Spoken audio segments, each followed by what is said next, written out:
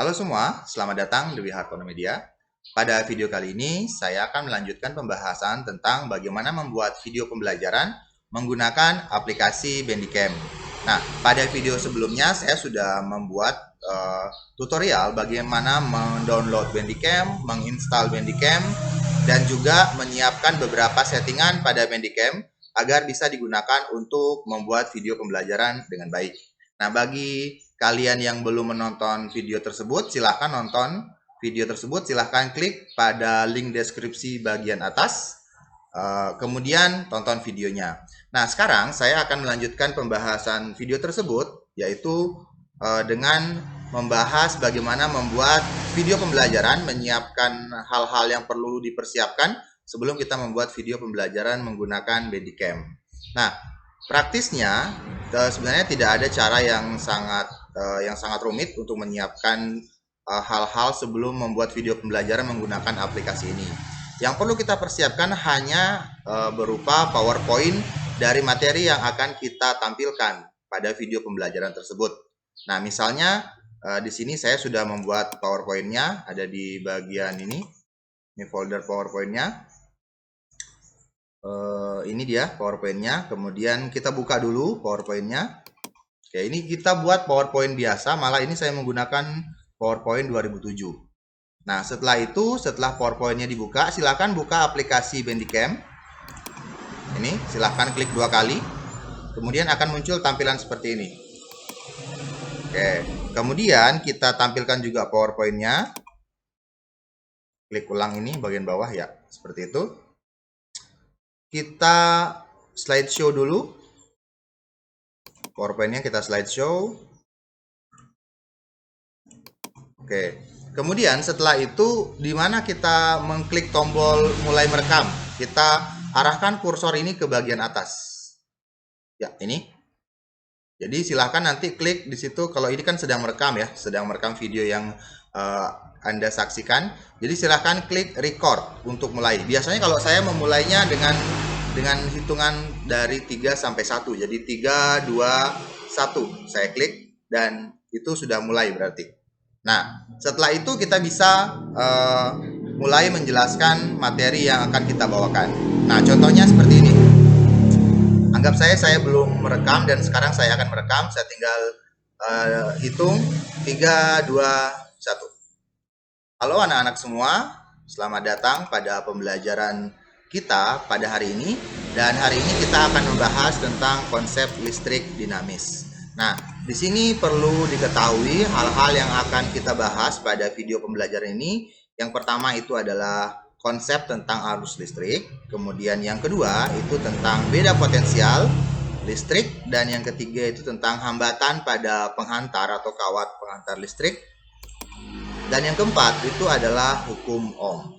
Nah, kemudian perlu juga kalian ketahui bahwa pada video ini merupakan dasar-dasar konsep untuk mempelajari listrik dinamis. Nah, karena kedepannya kita akan membahas konsep yang lebih rumit lagi.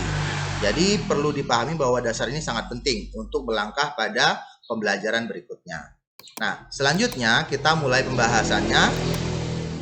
Jadi kita akan bahas dulu arus listrik. Jadi arus listrik di sini kan terdiri dari 2 kata, yaitu arus dan listrik. Nah, saya mau bahas listriknya dulu. Sebenarnya listrik itu apa sih? Kalau misalkan air itu kan dia ada senyawa kimia, yaitu H2O. Nah, kalau misalkan listrik itu apa? Apakah senyawa kimia juga atau hal yang lain? Nah, perhatikan di setiap benda itu terdiri dari, atau kita sudah paham bahwa setiap benda itu disusun dari atom.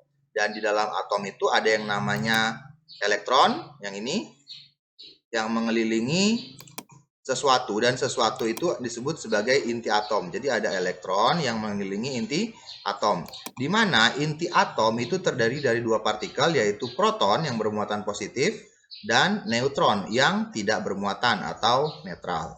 Nah, kemudian yang akan menjadi fokus perhatian kita di sini adalah elektron-elektron ini. Nah, perhatikan, elektron-elektron yang ada pada kulit terluar pada beberapa unsur itu ada yang mudah untuk terlepas sehingga menjadi elektron yang bebas. Artinya dia tidak terikat lagi pada atomnya. Nah, seperti itu. Nah, kemudian elektron inilah yang selanjutnya akan bergerak pada kawat penghantar, dan elektron inilah yang kita sebut sebenarnya sebagai arus listrik, yaitu elektron yang bergerak bebas. Nah, kemudian selanjutnya penjelasan berikutnya adalah arus. Arus itu apa? Arus itu kan aliran. Kalau misalkan kita membahas arus kendaraan, berarti pergerakan atau aliran kendaraan di jalan raya. Atau mungkin arus air. Kalau kita berbicara arus air, berarti kan aliran air dalam suatu saluran air seperti itu. Nah, kalau kita bicara di sini, berarti arus itu adalah aliran sesuatu yang mengalir setiap detik.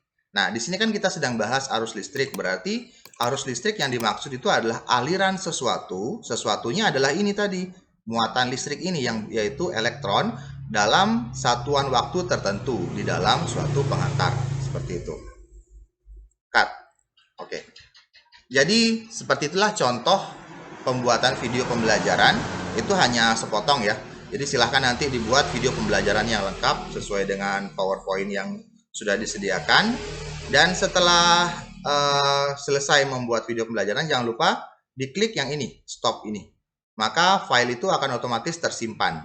Tersimpannya di mana? Nanti kalau misalkan diklik stop ini, itu akan muncul tampilan yang ini lagi. Dan filenya itu bisa disimpan di foldernya ini. Jadi silahkan klik folder ini. Nah, ini yang kita rekam terakhir, misalnya ini sedang saya rekam ya.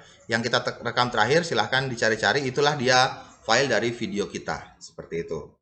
Atau bisa juga cari di folder di luar, kemudian kita pilih dokumen, kemudian kita pilih Bandicam, dan ini dia file yang tadi, sama saja. Mau lewat aplikasi Bandicamnya langsung, atau mau lewat dokumen, bisa seperti itu.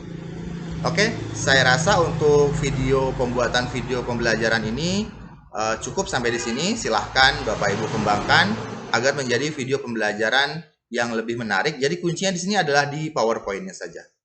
Oke, nah saya rasa cukup. Sampai jumpa di video berikutnya.